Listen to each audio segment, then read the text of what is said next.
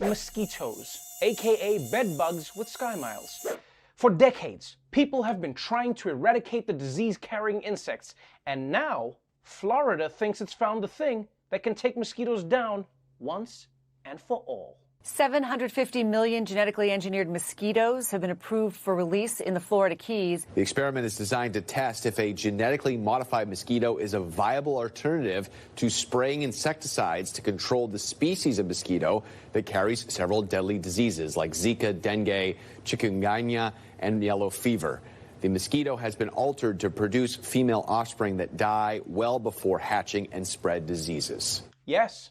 Scientists in Florida are releasing 750 million genetically engineered mosquitoes designed to gradually kill off all mosquitoes. And in any other year, I would be excited by this news, but in 2020, why would you take the chance?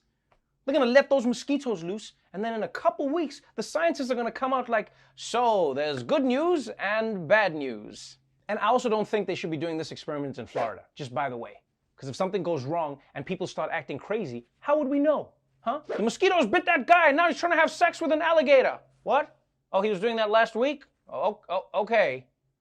And don't get me wrong, I'm not saying we shouldn't try to get rid of mosquitoes, because I hate them, right? I hate mosquitoes. I hate getting bitten by them. I hate getting irritated by them.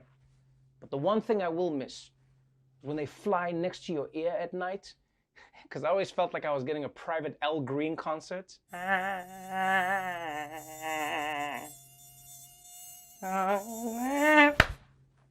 So anyway, congratulations on this groundbreaking genetic experiment with nature, and preemptive congratulations to Will Smith and his dog for getting to inherit the earth in a few months. But let's move on from one blood-sucking parasite to another.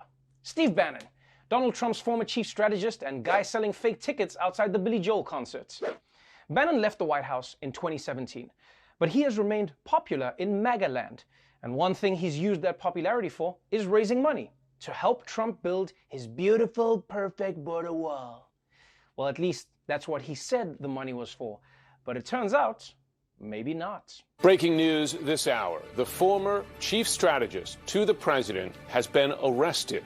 Federal prosecutors in the Southern District of New York have indicted Steve Bannon for what they say is his role in defrauding hundreds of thousands of Americans in connection with an online crowdfunding campaign known as the We Build the Wall. The allegation essentially is that Steve Bannon marketed this scheme, this Build the Wall scheme, collected donations from hundreds of thousands of donors under the false pretense that this money is going to go to build a southern border wall. Instead, what Steve Bannon and the other defendants allegedly did was pocket that money, use it to pay for lavish lifestyles. Bannon apparently was arrested while on a 150-foot yacht off the coast of Westbrook, Connecticut. He was arrested by investigators with the U.S. Attorney's Office for the Southern District of New York, and also with investigators with the U.S. Postal Inspection Service. That's the arm of the Postal Service that conducts financial investigations. I can't believe this. Another Trump guy has been arrested? After the Aryan Brotherhood and Latin Kings, the largest prison gang in America might be the former Trump campaign officials. And everything about this story is insane. First of all, Bannon was arrested on a 150-foot yacht. And I know everyone is innocent until proven guilty, but I mean, let's be real. Anyone arrested on a yacht, I mean, you're guilty. Also, they said Bannon was arrested by investigators from the post office. I don't know if it's just me, but I didn't even know the post office had police. Where were those guys when my neighbor took my Amazon package? I can hear you using the vacuum! That's my vacuum! But the best part of this story is why Bannon was arrested, right? He's accused of stealing money from people who thought they were donating to build Donald Trump's wall. Because you know, you wouldn't want any criminals sneaking into the country. And I'm honestly curious to see how this plays out. Because the people who got ripped off now hate Steve Bannon, right? But they obviously really love Donald Trump. But Trump loves Steve Bannon. So I feel like this whole thing's gonna end with Trump getting those people to donate for Bannon's defense fund. But then Trump steals the money and moves to Mexico, which he can get to easily because there's no wall. In other news, for all those people who were worried that the baseball season wouldn't be as exciting this year without the fans shouting offensive things, well, good news. The announcers are picking up the slack. A baseball broadcaster is removed mid-game for using a homophobic slur. Cincinnati Reds announcer Tom Brenneman was in the top of the 7th inning when his hot mic picked up this anti-gay slur. Take a listen. The fag capitals of the world. Brenneman, coming back from a commercial break, seemingly unaware he was on the air, started plugging a Reds pregame show. Reds Live, the pregame show presented by Ray St. Clair Roofing. The play-by-play announcer later apologizing. I made a comment earlier tonight that I guess went out over the air that I am deeply ashamed of. Pausing mid-apology to call a home run.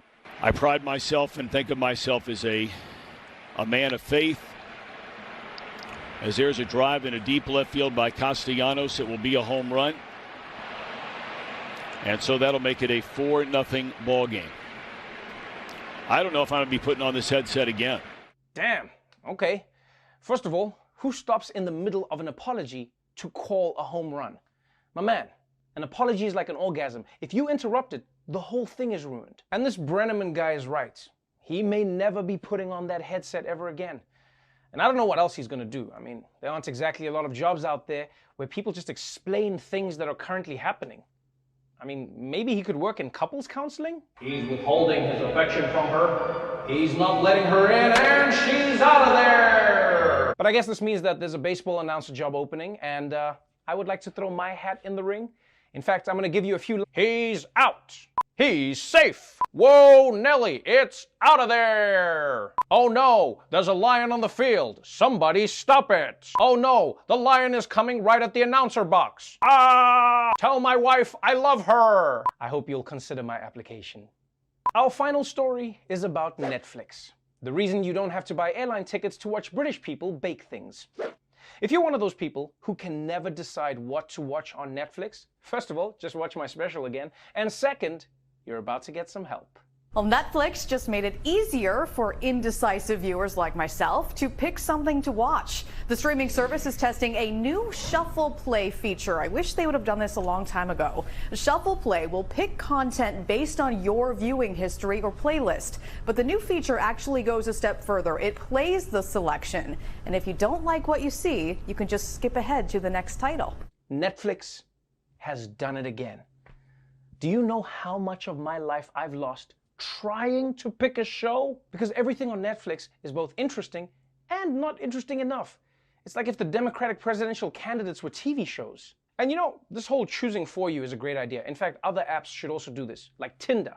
Yeah, you busy on that thing the whole time. They should just be like, enough swiping, you're going on a date with Larry. Yeah, I know he's a birthday clown, but he's a nice guy.